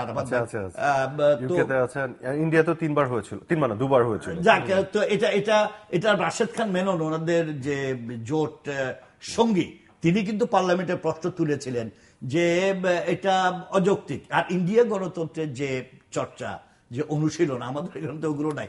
নেহরু সাহেব প্রথম যখন ভারতে নির্বাচন হয়, যখন সব কংগ্রেস জিতে গেল, উনি স্তম্ভিত হয়ে পরে একজন বললেন যে আপনি সরকার না থেকে বিরোধী দল করেন, তাইলে তো গণতন্ত্র চলবে না। তো আমাদের এখানে আমি যদি একটু অ্যাড করতে পারি, সেটা হচ্ছে আসলে এটাকে অযৌক্তিক অনেকে বলেছেন। কোন জায়গা থেকে ওনারা বলছেন যে সংসদ যদি থাকে তাহলে যারা ইলেক্টেড হলেন, তাহলে যারা আছেন ওরাও মেম্বার অফ পার্লামেন্ট, যারা হলেন তারাও তো মেম্বার অফ পার্লামেন্ট। এক একটা কনস্টিটিউয়েন্সিতে কি 2জন করে হয়ে গেল? এই জিনিসটা বোঝার ভুলের কারণে হয়েছে। আসলে জিনিসটা যেটা দাঁড়াচ্ছে যে আপনার যারা এক্সিস্টিং মেম্বার অফ পার্লামেন্ট, তারা যে সর্বশেষ দিন কনস্টিটিউশনালি যেদিন পর্যন্ত তারা মেম্বার অফ পার্লামেন্ট, তার আগে আপনি সংসদ নির্বাচন যখন করছেন, নতুন যারা হচ্ছে তারা কিন্তু member of parliament elect, they are not the member of parliament. তারা ইফেক্টিভ হবে ওই সর্বশেষ দিনের পরে। কিন্তু ওই জায়গা থেকে সংসদ রেখে নির্বাচন করার সমস্যাটা হচ্ছে একজন এমপি ছিলেন, এলাকার স্থানীয় প্রশাসন, ওসি বলেন, টিএনও বলেন, স্থানীয় যে মাঠ প্রশাসন, এরা এমপি হিসেবে যে সেলিউট দিত, ওনার পিছু পিছু ঘুরতো, সেই মাইন্ডসেটটা ওইরকম। আর তাছাড়া ওইটা নিয়ে আমি আপনার সাথে দ্বিমত পোষণ করব না, সেটা তো ওভারঅল গভর্নমেন্ট থেকে করলে একই অবস্থা। তারপরে আবার প্রশাসন যেটা সেটআপটা ছিল, এটা তো আওয়ামী লীগ আমরা জানি, বিএনপি যখন ক্ষমতা থাকে তখন স্থানীয় এমপিরা ওসি কে হবে, টিএনও কে হবে, ওনারা চয়েস দেন, ওনাদের চয়েস মতো। ওইটা নিয়ে আপনার সাথে দ্বিমত করব না, কিন্তু টেকনিক্যালিটির কারণে এই অবস্থায় বিরোধটা মূলত ওখান থেকে পঞ্চম সংশোধনী, তারপরে সেখান থেকে বিরোধটা এসছে। এসছে এখন পরিণতি তো এখানে এসে দাঁড়ালো। পরবর্তীকালে এরা গণতন্ত্র হত্যা দিবস পালন করতে চেয়েছিলেন, ওনারা গণতন্ত্র রক্ষা দিবস। এটাকে কেন্দ্র করে এটা সহিংসতার প্রশ্নে আমি একটা কথা বলি, সহিংসতা আমি বলেছি এটা আগেও হয়নি তা না, হয়েছে। আর এখানে এই যে পেট্রোল বোমা ইত্যাদি টোটাল প্রথম বিএনপি ডিজোন করেছে, কিন্তু আমি ব্যক্তিগতভাবে মনে করি বিএনপিকে তারপরও দায়িত্ব নিতে হবে। আপনার এই প্রোগ্রামের এই অবরোধের ছায়া তার নিচে কিন্তু যেই করুক, আপনি না করলে অন্য কেউ করেছে, সবকিছু কি তারা করে, সবকিছুকে। আওয়ামী লীগ ছাত্রলীগের বিরুদ্ধে আমার কাছে একটা তালিকা আমি বলি, মানে ছাত্রলীগের যুবলীগের লোকজন পেট্রোল বোমা বানাতে গিয়ে এই সময়ের মধ্যে অ্যারেস্ট হয়েছেন। ধরেন এই 19শে জানুয়ারি নরসিংদীতে আওয়ামী লীগের মোটামুটি জানা আছে বিভিন্ন জায়গায় যে এরা এটা নো করতে পারে নাই। শেষ হচ্ছে 9 মার্চ না, আমি আর যাচ্ছি, এটা করেছে সরকার, কিন্তু সরকারের পক্ষ থেকে বলা হচ্ছে এগুলো রিচেক করা হবে, এই করা হবে। আর এর বাইরে এগুলো আওয়ামী লীগ ছাত্রলীগের লোকের তো প্রতিষ্ঠা ধরতে যায়ও না এমনিতে। অর্থাৎ এটা করার কারণ আমি ব্যক্তিগত মনে করি, আমরা ভারতের পশ্চিমবাংলার নকশাল আন্দোলনের কথা যদি মনে করি, নকশাল আন্দোলন দমন করার জন্য ইন্দিরা গান্ধী তখন যেটা করেছিলেন, মানে কানু সান্যাল, চারু মজুমদার, অসীম চ্যাটার্জি, এদের নেতৃত্বাধীন এটাকে করার জন্য তারা একটা মেকি নকশাল তৈরি করেছিল। তারা এমন কোন খারাপ কাজ নকশাল স্লোগান দিয়ে করে নাই, মানুষকে বিতস্তব্ধ করার জন্য নকশালের উপর। তো এখানে এটা হতে পারে, সরকারও করে থাকতে পারে, ভূমিকা কিছু থাকতে পারে, সরকারের সিদ্ধান্ত নিয়ে না থাকলে। আপনি মনে করছেন যে সিটি কর্পোরেশন নির্বাচনের অংশ নিয়ে বিএনপি মূলত তার আন্দোলনকে শক্তিশালী করতে পারবে? আমি মনে করি বিএনপি এখন এই যে বিএনপির একটা বড় অ্যাডভান্টেজ হচ্ছে যে সিটি কর্পোরেশন ইলেকশনে সরকারের মন্ত্রীরা, প্রধানমন্ত্রী, সংসদে যিনি বিরোধী দলের নেত্রী, জাতীয় পার্টির চেয়ারম্যান, তারা খুব ক্যাম্পেইনে পার্টিসিপেট করতে পারবেন না, কিন্তু বিএনপির বেগম জিয়া থেকে শুরু করে সবাই পার্টিসিপেট করতে পারবেন না। সেটা ভালো নির্বাচনকে কেন্দ্র করে বিএনপি, আমি আগে তো বলি বিএনপি একটা নির্বাচন পন্থী দল, এখন ওই ভোট পাগল আর বউ পাগল, কিছু কথা আছে বিয়ে পাগল, এই সমস্ত লোকের ধরে রাখা যায় না।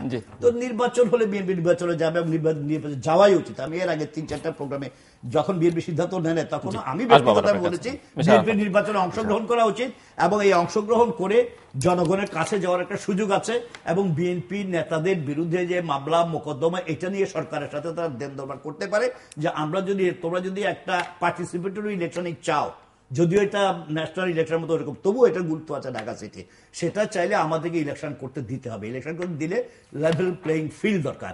আমাদের নেতা আপনি মনে করছেন যে তাদের নেতাকর্মীদের ছেড়ে দেওয়ার দাবি, আমি আশা করি বিএনপি অফিস খুলে দেয়া, আমি আশা করতে চাই বিএনপির অফিসটি খুলে দেবে এবং বিএনপি যে সমস্ত নেতাদেরকে ইলেকশনে, বেগম জিয়া তো এত পারবেন না 100টা ওয়ার্ড দুইছে কর্পোরেশনে মিলে, সেখানে অন্য যারা ভারপ্রাপ্ত মহাসচিব বা অন্য যারা আছেন, যে লেটারে আছেন, আমি মনে করি সরকার যদি মিন করে ইলেকশন, তাইলে এদেরকে তারা ছাড়ার একটা প্রক্রিয়া নেবেন।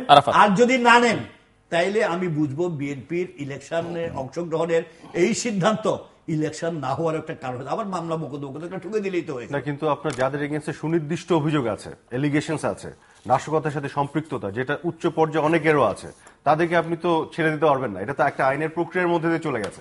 যেমন গণতন্ত্র, আমরা যেমন একটু বলি, গণতন্ত্র মানে কিন্তু আইনের শাসন। আমরা কিন্তু গণতন্ত্র কিন্তু চাই, কিন্তু গণতন্ত্রের যে প্রক্রিয়া এবং সেই প্রক্রিয়ার যে ক্ষেত্র বিশেষে ডিলে হয়, তার যে সমস্যা আছে, এগুলো আবার অনেক সময় মানতে চায় না। যেভাবে আপনি বেগম জিয়ার বিরুদ্ধে ওয়ারেন্ট ইস্যু হওয়া সত্ত্বেও তাকে গ্রেফতার করছেন না, সেভাবে অন্যদেরকে জামিনে ছেড়ে দিতে পারতেন না। সেটা তো ভালো কথা না। আমি গণতন্ত্র চাইলে এটা প্রোটেস্ট করা উচিত। মামলার যে চরিত্রগুলো, প্রতিদিনই প্রশ্নটা রাখছি, 100 মামলা, ওই এক ঘটনা এক জায়গার আপনি মামলা দিলেন 33 মাস দূরে আরেক জায়গায়, কিন্তু একটা আইনের প্রক্রিয়া চলে গেলে এটা আইনের প্রক্রিয়ার মধ্যে দিয়ে হওয়া উচিত। এবং ওইখানে আপনি যেটা জিল্লুর ভাই যেটা বলেন, আমি আপনার সাথে এগ্রি করি এবং আমি প্রোটেস্টেড যে কারো আলাদাভাবে কোনো এক্সট্রা সুবিধা পাওয়ার, মানে আইন তার এভাবে চলা উচিত আর কি, যেভাবে চলে। আচ্ছা, একটা জিনিস একটু ক্লারিফাই করতে চাই। সিরাজ ভাই বললেন যে আওয়ামী লীগ, যুবলীগ, ছাত্রলীগের অনেকের ইনভলভমেন্ট, এই জায়গাটা আসলে পরিচ্ছন্ন পরিষ্কার করা দরকার। আপনাকে একটা ছোট্ট উদাহরণ দিই, আমি সবগুলি যদি ঘেটে এখন বলতে যাই এগুলোর সময় কিন্তু নাই, জিল্লুর ভাই দিতে পারবেন না, এই জন্য একটা এক্সাম্পল দিই। ডেইলি স্টারে একটা খবর আসলো প্রথম পাতায় যে ছাত্রলীগের একজন ছেলে বোমা বানাতে যেয়ে আহত হয়েছে এবং তাকে পরে পাওয়া গেছে, হসপিটালে ভর্তি করা হয়েছে এবং পুলিশ তার এগেইনস্টে মামলা নিচ্ছে না। ভিতরে বলা হচ্ছে যে আপনার তার একজন চাচা আত্মীয়, সে হচ্ছে আওয়ামী লীগের লোক ওইখানে, এবং তার কারণে মামলা নিচ্ছে না। ইমিডিয়েটলি আমরা এটা খোঁজ করলাম, আমি পার্সোনালি বিভিন্ন থ্রুতে, যে জানার চেষ্টা, কারণ গভর্নমেন্টের স্ট্যান্ড হচ্ছে অ্যান্টি বোমা, শেখ হাসিনার স্ট্যান্ড অ্যান্টি বোমা, এবং এই বোমা কোনোভাবেই গভর্নমেন্টকে সাহায্য করছে না। বোমা মারা বন্ধ হলেই বিএনপির এই কর্মসূচি থাকবেন, এটা সবাই জানে। সে জায়গায় গভর্নমেন্টের তো এটা তো মানে সুইসাইডাল হবে বোমা এক্সট্রা 2টা মারা, কাজে প্রশ্নই তো আসে না গভর্নমেন্টের স্ট্যান্ড নেয়া। তাহলে কাহিনীটা কি? এই যে কিছু কিছু খবর আসছে, তো একটাকে আমরা কেস স্টাডি ধরে ফাইন্ড আউট করতে গেলাম। আমরা যখন অন দ্য গ্রাউন্ডে গেলাম, বিশ্বাস করেন ইভেন্চুয়ালি আমরা খবর যেটা পেলাম যে ওই ছেলের সাথে ছাত্রলীগের কোনো কালে কোনো সংশ্লিষ্টতা ছিল না। সে শিবির এবং ছাত্র দলের ছেলেদের সাথে ঘোরাঘুরি করতো। তারপর আমরা যখন এটা নিয়ে ফার্দার জানতে চাইলাম ডেইলি স্টারের কাছে, কেন তাহলে এটা ছাত্রলীগ বলা হলো, তারা বললো কি আমরা তো ইনভার্টেড কমার মধ্যে দিয়েছি, মানে এলিজিডলি অভিযোগ আছে ছাত্রলীগের, বা তারাও নিশ্চিত না। তো একজন রিডার তো বুঝতে পারে না ইনভার্টেড কমা মানে কি, যে এটা হইতেও পারে না হইতে পারে। তারপর বলা হলো ঠিক আছে, স্থানীয়ভাবে ছাত্রলীগ বলেছে সে তাদের না, এবং কোথাও কোনো প্রমাণ পাওয়া যাচ্ছে না সে তাদের, কিন্তু আপনি বলে দিলেন যে ছাত্রলীগের এক। তবে তার মধ্যে বাকি অংশের একটা সত্যতা আছে, সেটা হচ্ছে যে তার আবার এক সে আসলে আওয়ামী লীগের একজন হোমরা চোমরা ওই এলাকার। এখন আমাদের দেশের সোশ্যাল কনটেক্সটটা কি, যে ধরেন আমার ছেলে কোথায় কি করে বেড়াচ্ছে আমি অনেক খবর রাখি না, সে হয়তো শিবির আর এদের সাথে এই কাণ্ড করে ফেলছে, এখন আমি দৌড়ায় যাই কার কাছে, সরকারি দলের কেউ তার কাছে। সেই চাচাও কিন্তু মনে করেন পাগলের মতন যে প্রোটেকশনের জন্য চলে যায়, সেও কিন্তু তার গল্পটাই শোনে যে না তো নির্দোষ, আমরা তো অ্যাপিয়ার করা অ্যাজ ইফ সে ফেরেস্তা, এটা তো আমরা পার্সোনাল লেভেলে জানি। যে কেউ আসবে আপনার কাছে দেখবেন একটা বিপদের ইয়ে নিয়ে, আপনি পুরো জিনিসটা জানার আগে দেখবেন তার চেয়ে সত্য কথা কেউ বলছে না, ঘটনাগুলো এরকম। এবং সেও কিন্তু যে তাকে প্রোটেকশন দেওয়ার চেষ্টাও করেছে প্রাথমিক পর্যায়ে। পরবর্তীতে যেটা করা হয়েছে যে আওয়ামী লীগের কেউ যদি এই ধরনের বোমাবাজদের প্রোটেকশন দেওয়ার চেষ্টা করে তাদেরকেও জেলে ঢুকানো হবে, বিকজ তারা তো গভর্নমেন্টের কোনো সহযোগিতা করছে না এই কাজটি করে, গভর্নমেন্টের স্ট্যান্ড তো অ্যান্টি বোমা। আচ্ছা, আবার স্থানীয় পর্যায়ে আরো কিছু পাওয়া গেছে, ধরেন ছাত্রলীগ করছে একটা ছেলে, তো লক্ষ লক্ষ ছেলেরা আছে, সে এই বোমার মধ্যে আবার এক বাণিজ্য আছে, সেই বাণিজ্যে তার অর্থনৈতিক বেনিফিট আছে, সেটাতে ইনভলভ হয়েছে। তো এগুলো তো বিচ্ছিন্ন ঘটনা, গভর্নমেন্ট বা আওয়ামী লীগের তো সেন্ট্রাল অবস্থান না, কাজে বিচ্ছিন্ন ঘটনাগুলোকে কম্পাইল করে বলার উপায় নাই যে আওয়ামী লীগ এটা করছে, কারণ আওয়ামী লীগের গভর্নমেন্টের স্ট্যান্ড তো এর এগেইনস্ট। আর বিএনপির ক্ষেত্রে কি হচ্ছে, তাদের উচ্চ পর্যায়ের নেতাদের পাওয়া যাচ্ছে, হাবিবুন নবী সোহেল, নবিউল্লাহ নবী, ফজলুল হক মিলন, তাদের 164 এর স্টেটমেন্ট দিচ্ছে। হাতে নাতে যারা ধরা পড়ছে, গণপিটুনি খাচ্ছে, বলছে তাদেরকে লিডারশিপ আপগ্রেড করবে, তাদেরকে বেনিফিট দিবে। 164 এর স্টেটমেন্ট তো আবার সব সময় গ্রহণযোগ্য হয় না। আমাকে আপনাকেও ধরে নিয়ে যদি স্টেটমেন্ট দিতে বলে দিয়ে না, আই এগ্রি, কিন্তু 164 এর দুজন আলাদা আলাদা ভাবে স্টেটমেন্ট দিচ্ছে এবং একই কথা বলছে। এটা তো ওয়ার্ল্ড ওয়াইড বেসিক প্রিন্সিপাল, যখন একই কথা বলে আমরা ধরে নিয়ে এটা সত্য কথা। এখানে তো ঘটনা তো দুজন বলছে এবং একই কথা বলছে। এক, দুই হচ্ছে যারা ওই যে ধরা খাচ্ছে গণপিটুনিকে গণমাধ্যমে আপনাদের টিভির সামনে সরাসরি বলছে, তারা ওগুলো তো আর জোর করে কেউ বলাচ্ছে না, ওগুলো তো কত ঘটনা এরকম আছে, সবই বিএনপি জামাতের কর্মী, একটার পর একটা পাওয়া যাচ্ছে। কাজেই আমি যেটা মনে করি যে সত্যকে আসলে কনফিউজ করার কোনো দরকার নাই। গভর্নমেন্ট এবং আওয়ামী লীগের সেন্ট্রালি কোনো সুযোগ নাই বোমার পক্ষে অবস্থান নেয়। বিচ্ছিন্নভাবে কিছু লোক বাণিজ্যের কারণে করতে পারে ব্যক্তি পর্যায়ে, আর কিছু ওই যে আত্মীয় স্বজনগুলি যে কাজ করে, এটা আমাদের সোশ্যাল বাস্তব কনটেক্সট। কিন্তু বিএনপি কেন্দ্রীয়ভাবে এই বোমাবাজিগুলি করছে তাদের হরতাল এবং অবরোধ সফল করার জন্য, কারণ বোমা ছাড়া এগুলো সফল হবে না, এটা একটা বেস কমন সেন্স। তো এই জায়গাতে আমরা এগ্রি করি, কারণ আমরা সবাই মিলে যদি বলতে না পারি যে বিএনপি এই কাজটি করছে জামাতকে নিয়ে, তাহলে কিন্তু এটা বন্ধ হবে না। যাক, ইভেন্চুয়ালি এখন শেষ পর্যায়ে এসে এটা বন্ধ হচ্ছে, এটা একটা সুখের কথা। কিন্তু আরেকটা জিনিস আমি যেটা বলতে চাই যে দেখেন, ছোট্ট করে বলি, আমি আরো মৌলিক জায়গায় আলোচনা আনতে চাই। ধরেন মেনে নিলাম যে 5 জানুয়ারিতে একটা নির্বাচন হলো, বিএনপি ক্ষমতায় চলে গেল জিতে, কি লাভ হতো আলটিমেটলি? আবার তো ঘুরে ফিরে এসে 2001 থেকে 2006 বিএনপিকে দেখিনি আমরা, তাদের করাপশন, হাওয়া ভবন, জঙ্গিবাদ এগুলো দেখিনি, পাওয়ার সেক্টরকে ধ্বংস করে দেয়, এগুলো তো দেখেছি আমরা। কিন্তু আমি যেটা বলতে চাই সেটা হচ্ছে ডেমোক্রেসি থাকতে হবে বাংলাদেশে 100%, এবং এটার জন্য প্রক্রিয়া স্বচ্ছ করতে হবে। কিন্তু আরো মৌলিক জায়গাগুলোতে আমরা কিন্তু হাত দিই না, আমরা সব অ্যাডহক সলিউশন খুঁজি, কিভাবে এই সামনে নির্বাচনটা করে ফেলা যায়। আরে বাবা, সামনে নির্বাচন করে ফেললাম, তারপরে এই যে আমরা যে অ্যাডহক সলিউশন করে যে তত্ত্বাবধায়ক সরকার আনলাম, আপনি কি মনে করেন এটা আবার নষ্ট করে গেছে বিএনপি নিজেই, বিচারপতিদের বয়স বাড়িয়ে এই 111 কে ইনভাইট করে? এটা তো দরকার ছিল না, ইট ওয়াজ স্পয়েলড বাই দেম। তাদের মধ্যে অনেকে তো বলেছে যে তারা যদি এই কাজটি না করতো, তার পরবর্তীতে তারা তাদের সুযোগ শেষ করতে হবে। আমাকে 2 মিনিট সময়, এই জন্য আমি একটা সেকেন্ড একটু বলিনি। আমি এখনো বলতে চাই, আল্লাহর ওয়াস্তে যারা সো-কল নিরপেক্ষ সুশীল, তাদেরও যাতে ডাবল ফেস না থাকে, ভিতরে এক বাইরে এক। লেট আস হ্যাভ আ, মানে আমি গভর্নমেন্টকে আমি বলতে চাই, সবাইকে বলতে চাই, যে বিষয়গুলি বললাম মৌলিক জায়গাগুলোতে একটা ব্রডার স্কেলে একটা আমরা ডায়ালগ শুরু করি for the interest of the country. না, এখন আমার মুশকিল হচ্ছে আওয়ামী লীগের লোক যখন বলেন আওয়ামী লীগের পক্ষে, এর বাইরে কথাগুলোকে তারা নোটিসই করতে চান না। আবার বিএনপির লোকজন যখন বলতে যায়, তখন দেখা যায় এর বাইরে আর কোনো সত্যি নাই। ফলে সুশীলরা তো বিপদে আছে। সুশীলরা মাঝখানে সত্য কথাটা বললে, যে বিএনপির বিরুদ্ধে যায় কথাটা, তখন এ বেটা বাসালি। আবার যে আওয়ামী লীগের মধ্যে যায়, বেটা রাজাকার বলে দিল। সুশীলরা তো বিপদে আছে।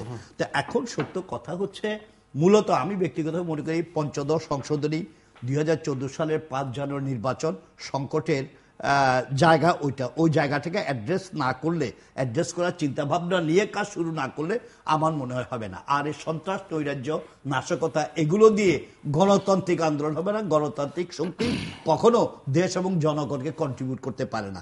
তা আমি যেটা ব্যক্তিগতভাবে মনে করি, এই নির্বাচনকে কেন্দ্র করে বিএনপি যে সুযোগটা পেল, বিএনপির সামনে সরকার দিক অথবা আসুক।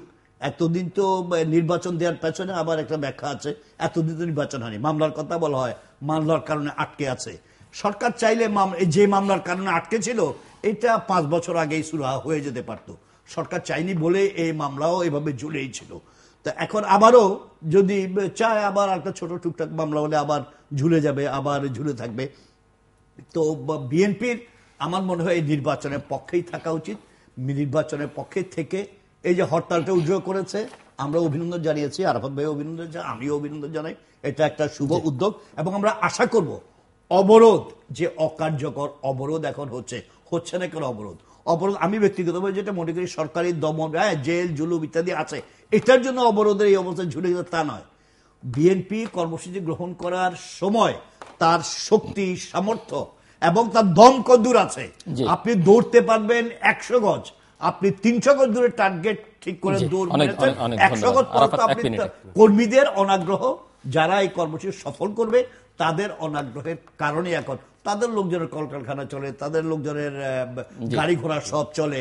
তো এখন এই কারণেই আমার মনে হয় এই অবস্থায় দাঁড়িয়ে। না, আমার আবার একই কথা আমি বলবো যে আমার ডিমান্ডটা হচ্ছে যে আমি বিএনপিকে অভিনন্দন জানাতে চাই এবং ধন্যবাদ জানাতে চাই যে তারা এটা উইথড্র করছে এবং অবরোধটাও তারা উইথড্র করে নেবে আশা করছি, এবং তারা এই নির্বাচন প্রক্রিয়ার মধ্যে আসুক। একই সাথে আমি সরকারের প্রতি আবেদন জানাতে চাই, আওয়ামী লীগের প্রতি আবেদন জানাতে চাই, একটু নমনীয় হয়ে তারা একটা ডায়ালগ এনগেজ হোক এবং সিভিল সোসাইটি, সুধী সমাজ এবং তাদের ব্যাপারেও একটা অপিনিয়ন হচ্ছে যে নিরপেক্ষ হওয়াটা জরুরি, কিন্তু এটার মানে হচ্ছে অবজেক্টিভিটি এন্ড অনেস্টি। ওখানে আবার ব্যালেন্স করা ইজ নট নেসেসারি নিরপেক্ষ। তো ওই জায়গাতে তারা যদি কন্ট্রিবিউট করার সুযোগ যেটা আছে এটা করেন, এবং আমি মনে করি যে একে অপরকে দেখতে না পারা ব্যাপারটা না করে for the interest of the country, ওই যে মৌলিক যে বিষয়গুলি যেটা আমি একবার বলেছি, আবার রিপিট করবো না, ওই জায়গাগুলো আসলে বেশি ফোকাস হওয়া দরকার। অ্যাডহক সলিউশন এটা আমাদের বাঙালির একটা চরিত্র, পার্মানেন্ট সলিউশন আর দীর্ঘমেয়াদে আমরা যেতেই চাই না। আমি একটা বাক্য করি, এটার জন্য যেটা করতে হবে ওই দুইজনের জায়গা থেকে আরো অনেক বড় করে ফেলতে হবে। জি, দর্শক আমরা অনুষ্ঠানের শেষ প্রান্তে তোমাদের সম্পর্কে আপনারা লিখতে পারেন ডাকে, ইমেল, SMS এর মাধ্যমে, ইন্টারনেট, আমাদের অফিসিয়াল ওয়েবসাইট অথবা সোশ্যাল নেটওয়ার্কের যে পেজ রয়েছে সেসব পেজে আপনাদের মতামত রাখতে পারেন। আর আপনাদের মতামতই আমাদের অনুষ্ঠান তৃতীয় মাত্রা আপনি দেখতে পাবেন প্রতি বৃহস্পতিবার এবং শুক্রবার বাংলাদেশে আমরা দুটোই, বুধবার দুপুর 11:30 এবং শুক্রবার দুপুর 1:05 দেখবার আমন্ত্রণ রইল। মিস্টার কাজী সিরাজ এবং মোহাম্মদ আরাফাত, অসংখ্য ধন্যবাদ। দর্শক মণ্ডলী, বিএনপি তার হরতাল কর্মসূচি প্রত্যাহার করে নিয়েছে। আমার অতিথিরা তাদেরকে সাধুবাদ জানিয়েছেন। মানুষ স্বস্তির নিঃশ্বাস ফেলতে শুরু করেছে। বাকিটুকু অবরোধকেও আর হাস্যকর একটা কর্মসূচির মধ্যে না রাখাটাই বোধহয় সমীচীন হবে তাদের জন্য, সেটি তারা ভেবে দেখতে পারেন। সিটি কর্পোরেশনের নির্বাচন, যদিও সিটি কর্পোরেশনের যারা নির্বাচিত প্রতিনিধি তাদের ক্ষমতা কতটুকু আছে সেটি আমরা জানি। যারা নির্বাচিত হন তারা বিভিন্ন সময়ে সেটি বহুবার বলেছেন, বিশেষ করে মেয়ররা বহুবার বলেছেন। কিন্তু আমরা চাই, আমাদের সংবিধান অনুযায়ী চাই যে আমাদের প্রতিটি স্তরে নির্বাচিত প্রতিনিধিরা কাজ করুক, এবং গত কয়েক বছর ধরে আসলে সিটি কর্পোরেশনগুলো অনির্বাচিত দিক দিয়ে চলছে। এখানে নির্বাচিত প্রতিনিধিদের দ্বারা শাসিত হোক, আমরা সেটি চাই। কাজে এই নির্বাচনটি হোক এবং ভালোভাবে নির্বাচনটি হোক, প্রথমত নির্বাচন হোক এবং সুষ্ঠু বা নিরপেক্ষ নির্বাচন হোক, স্বচ্ছ নির্বাচন হোক, জনগণের উৎসাহের মধ্য দিয়ে অংশগ্রহণমূলক নির্বাচন হোক, এটি আমাদের সবার প্রত্যাশা। একই সঙ্গে এই নির্বাচনের পাশাপাশি বিএনপির আসলে চিন্তা করবার সময় এসেছে যে তারা অতীতে কি করেছে, ক্ষমতায় যখন ছিল তারা কি করেছেন, এগুলো গভীরভাবে তাদের পর্যালোচনা করা দরকার। আন্দোলনের নামে তারা বিগত সময়গুলোতে, দিনগুলোতে কি করলেন সেটি তাদের পর্যালোচনা করা দরকার। তাদের শক্তি সামর্থ্য কতটুকু আছে সেটি তাদের ভেবে দেখা দরকার, এবং ভবিষ্যতে তারা যদি রাষ্ট্র ক্ষমতায় যেতে চান তাদের আসলে কি করা দরকার সেগুলো নিয়ে তাদের গভীরভাবে ভাবা দরকার। আর যারা ক্ষমতায় আছেন, আওয়ামী লীগ এবং তার মিত্ররা, তারা দেশটির স্বাধীনতা যুদ্ধে নেতৃত্ব দিয়েছেন, বিভিন্ন সময় গণতন্ত্রের সংগ্রাম করেছেন। গণতন্ত্র আসলে তাদের এই শাসনামলে কতটা চর্চিত হচ্ছে সেটিও কিন্তু তাদের ভেবে দেখা দরকার। কেউ কেউ এটিকে নিপীড়নমূলক বা নিবর্তনমূলক একটা শাসন ব্যবস্থাও বলে অভিহিত করছেন। কাজে এই অপবাদ আওয়ামী লীগ বা আওয়ামী লীগ নেত্রী বা বঙ্গবন্ধুর কন্যা কতটা নিজে মাথায় নেবেন সেটি তিনি বিবেচনা করবেন। আমরা চাইব যে এই সুযোগে সিটি কর্পোরেশন নির্বাচনকে সামনে রেখে বা কেন্দ্র করে সংলাপ, গণতান্ত্রিক সমাজ ব্যবস্থা চাইলে, আরাফাত বলেছেন, মিস্টার কাজী সিরাজও একমত পোষণ করেছেন, সংলাপ সমঝোতা এগুলো হওয়া বাঞ্ছনীয়। তবে আরাফাত যথার্থই বলেছেন, কথা এই অনুষ্ঠানে বহুবার আমি বলেছি, যে কোনো ক্ষমতা হস্তান্তরের প্রক্রিয়া নিয়ে কোনো সংলাপ হওয়া সেটি আসলে কোনো কল্যাণ বয়ে আনবে না। সেটি ক্ষমতায় আরেকবার অবাধ, সুষ্ঠু, নিরপেক্ষ নির্বাচন হলেও আওয়ামী লীগ বা বিএনপি যেই যাক, ফলাফলই একই হবে। এবং আমরা যদি ট্রেন্ড দেখি 1991 সাল থেকে এ পর্যন্ত দিনে দিনে পরিস্থিতি আসলে খারাপ থেকে খারাপই হয়েছে। কাজেই মৌলিক বিষয়গুলো নিয়ে ব্রডার স্কেলে একটি সংলাপ হওয়া দরকার হলে দীর্ঘমেয়াদে, অনেক সময় নিয়ে এই সংলাপগুলো, এবং ওয়ান্স ফর অল দীর্ঘমেয়াদে বেশ কিছু বিষয়ের নিষ্পত্তি হওয়া বাংলাদেশে বাঞ্ছনীয়। এবং সেটির জন্য আমরা আশা করব যে উভয় পক্ষ, এবং এই পক্ষগুলোর বাইরে অনেক মানুষ আছেন, অনেক পক্ষ আছেন যাদের আসলে ভয়েসটা আমরা শুনি না বা শোনাইও না বা শুনতে চাইও না, তাদের কথাগুলো শোনা দরকার। দর্শক, আমাদের সঙ্গে থাকবার জন্য অসংখ্য ধন্যবাদ। আপনাদের সবার জন্য শুভকামনা।